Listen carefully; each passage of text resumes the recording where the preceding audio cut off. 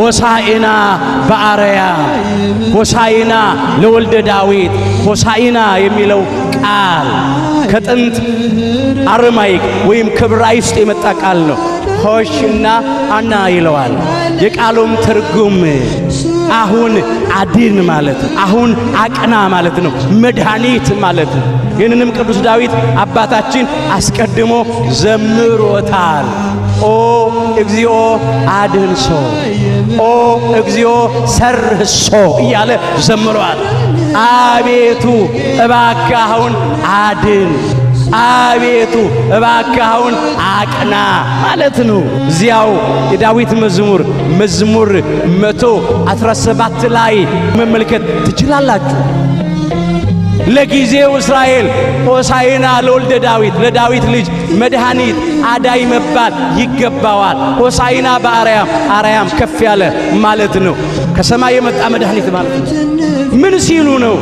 እነሱ በሮማውያን ቅኝ ግዛት ስር ነበሩና ከሮማውያን ቅኝ ግዛት ነፃ አውጣን ሲሉት ነው። ምድራዊ ንጉሥ መስሏቸው ነው የእስራኤል ንጉሥ እያለው።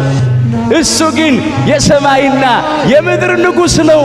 በባህሪው ሞት የሌለበት፣ በመንግሥቱ ሽረትና እልፈት ለውጥ የሌለበት የዘላለም ንጉሥ ነው።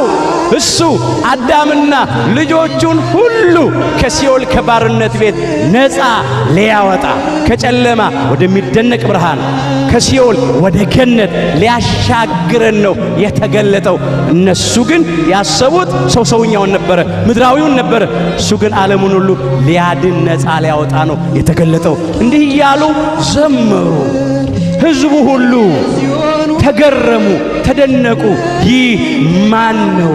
ምንድን ነው አሉ። ምስጋናው ሲቀርብለት ሰምተዋልና ከገጹ ከፊቱ ብርሃን ሲወጣ ተመልክተዋልና ዓይን የሚበዘብዝ ብርሃን።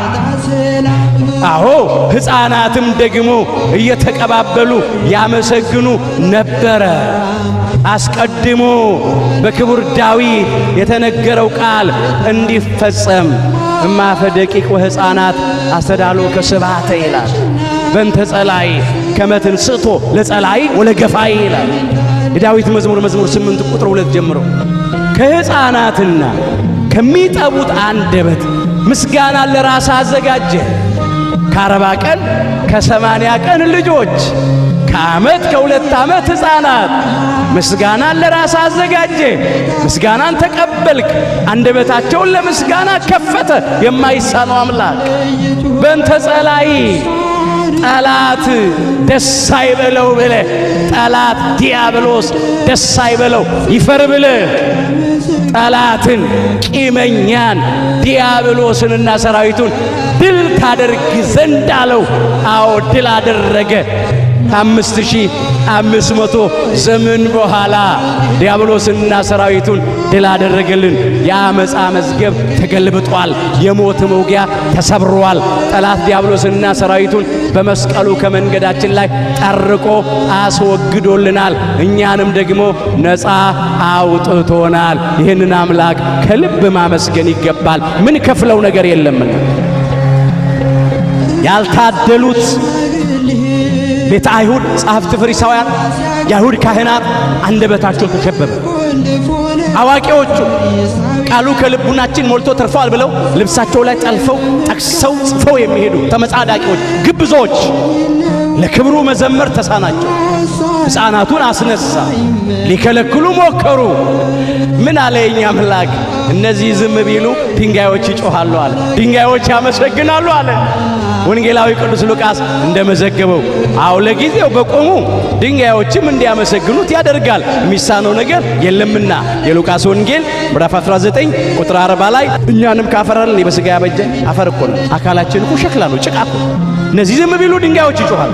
ሌላው እነዚህ ዝም ቢሉ ድንጋዮች ይጮኻሉ ማለት በቆሙ ድንጋይ ብቻ አይደለም፣ ድንጋይ ብላችሁ የምትንቋቸው ድንጋይ ጣዖት የሚያመልኩት አሕዛብ እኔን ሊያመሰግኑ አንደበታቸው ይከፈታል። ከአምልኮተ ጣዖት ወደ አምልኮተ እግዚአብሔር፣ ከገቢረ ኃጢአት ወደ ገቢረ ጽድቅ ብዙ አሕዛብ ተመልሰዋል፣ ለክብሩም ምስጋና አቅርበዋልና። ይህንንም ማለት ነው እንግዲህ እንዲህ እየተመሰገነ ወደ ቤተ መቅደስ ገባ። አዎ ከዚህ ታሪክኛ ምን እንማራለን?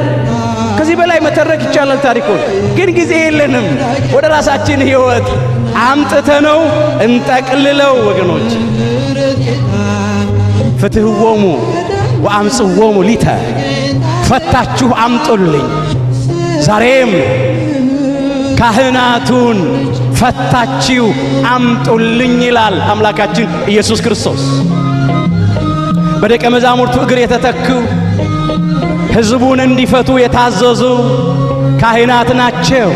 የማቴዎስ ወንጌል ምዕራፍ 16 ከቁጥር 19 ጀምሮ በአባታችን በሊቀ ሐዋርያት በቅዱስ ጴጥሮስ በኩል ይሄንን ሥልጣን ለአባቶቻችን ለካህናት ሰጥቷል ክርስቶስ።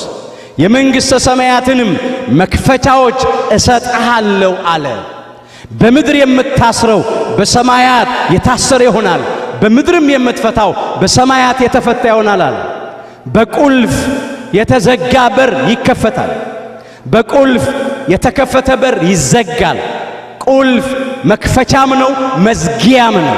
ይሄም እንደዚህ ማለት ነው፣ ወደ እግዚአብሔር መንግሥት የምታስገባበት ከእግዚአብሔር መንግሥት የምታስወጣበት ቁልፍ ሥልጣን ሰጥቻለሁ አለ። ይሄ ከእግዚአብሔር የተሰጠ ሥልጣን ነው። በቅዱሳን ሐዋርያት እግር ለተተኩት አሰረ ፍኖታቸውን ለተከተሉት ለአባቶቻችን ለካህናቱ ይሄንን ሰጠ። በምድር የምታስሩት ሁሉ በሰማያት የታሰረ ይሆናል አለ። በምድር የምትፈቱት ሁሉ በሰማያት የተፈታ ይሆናል አለ። በሌላ ስፍራም እንደዚህ ይላል፣ ኃጢአታቸውን የያዛችሁባቸው ተይዞባቸዋል አለ። ይቅር ያላችኋቸውም ይቀርላቸዋል አለ።